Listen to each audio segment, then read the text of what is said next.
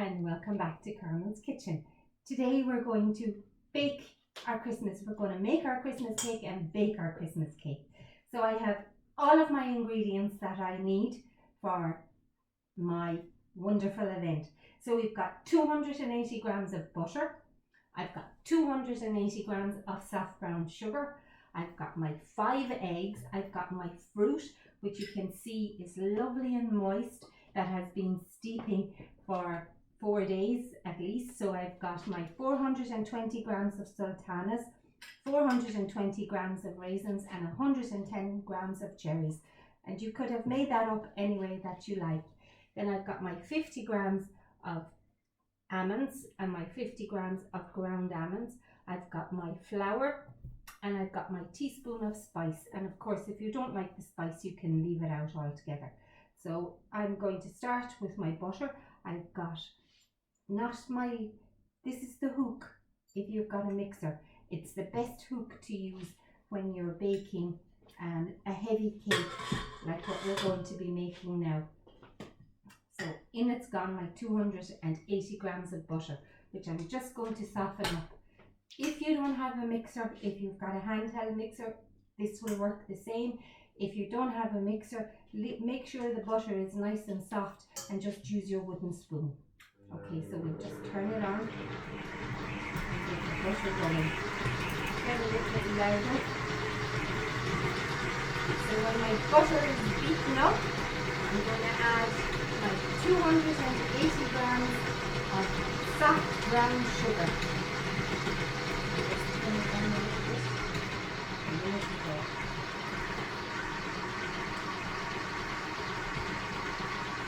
Okay, I'm going to mix this now until it's nice and soft.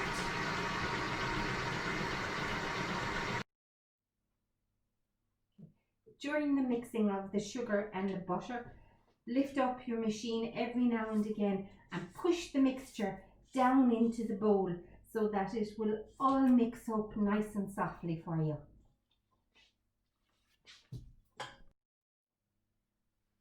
Okay, now my mixture is all mixed together and it's nice and soft.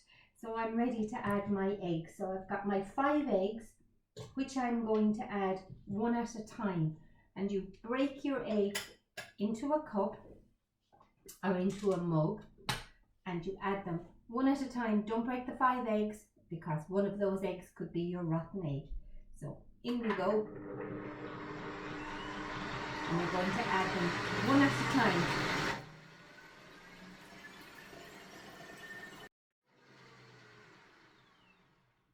Okay, after the addition of your 5 eggs, your mixture is going to look wet and maybe, I suppose you could even say, a little bit sloppy. So into this now we're going to add our 50 grams of ground almonds.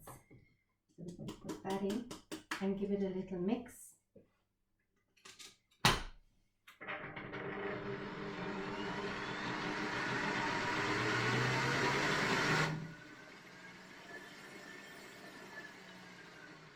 That will take a couple of seconds.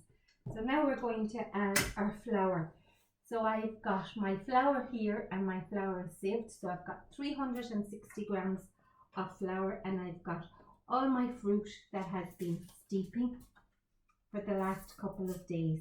So first of all, I'm going to alternate between my flour and my fruit and my flour and my fruit.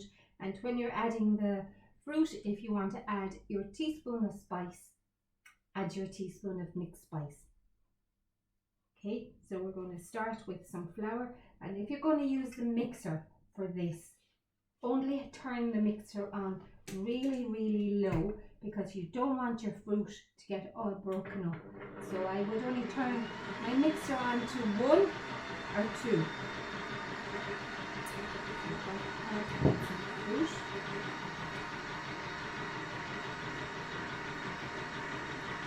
Just allow it to mix nice and gently. And that mix. And then the flour is sieved.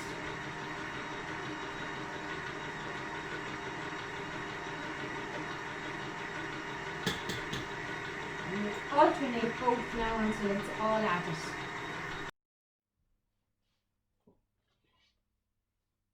Okay, so my mixture is now all mixed up and it's nice and soft. So the last thing then I've got to add are my nuts, because you don't want your nuts broken up either by the beater. So we'll just give that a mix around to make sure that everything is mixed up well. So turn on your oven now at this stage. So turn on your electric oven to 160 degrees, your gas oven to gas mark 3, sorry, and allow it to heat up. So you know it's hot when the light goes off in your electric oven, and if it's a gas oven you're using, you'd want to turn that on about 10 minutes, and the rest of this now should just take about that length. So now this is the cake tin that we have lined, that we have ready. So today we're going to make a square one. So we're going to put our cake mixture into the corners of the cake tin first.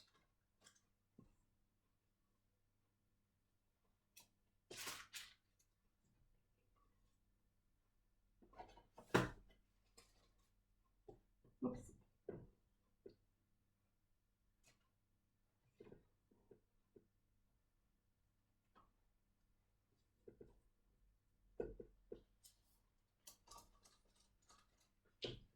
Okay, if you prefer the darker cake, use the dark brown sugar.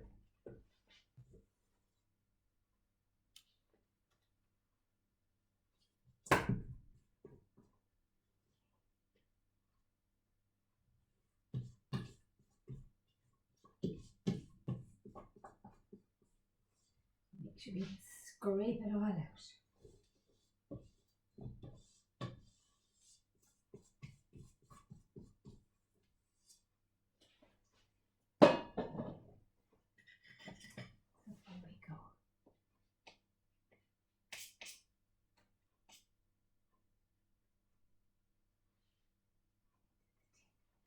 And just, if you take a spatula and just spread it, make sure it's gone into the corners.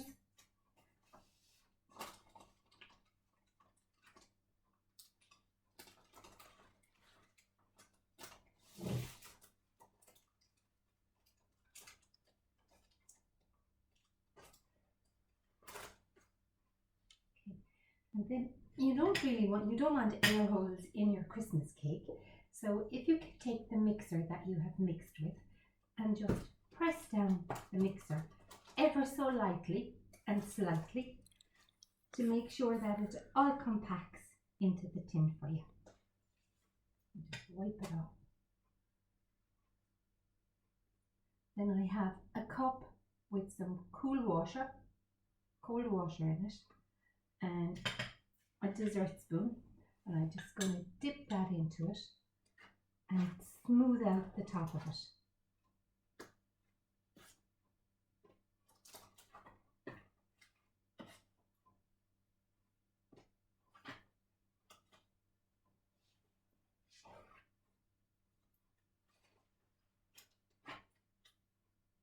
And there you go. Almost ready for the oven. So you put a lot of effort into your Christmas cake. It's going to be cooked for a long time at a low temperature. Oh, sorry. So you want your tin foil. So the tin foil needs to go around the outside of the tin. So double over your tin foil around the tin.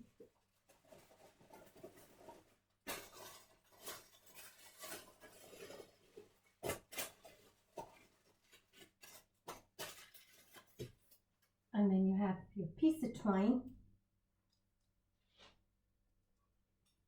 to secure it into place.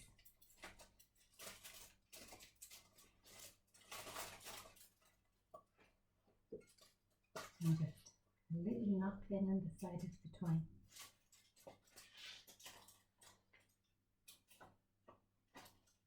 So my shelf is positioned on the middle shelf of my oven. So there we go. Just see a little crease of it there.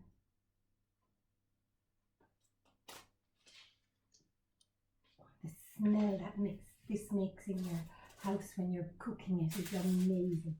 So then we want a hat for it. So because of it in the fan oven, the tin foil will flip a little bit. So when you put your hat on, if you turn down the sides,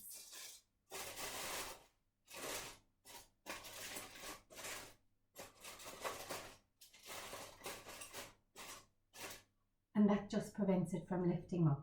So that's going to go into the oven, and the oven door is going to stay firmly closed for the next 3 hours. Then we will come back and I'll show you how to test it to see if it's cooked. Okay, the best of luck and thank you. Cheerio!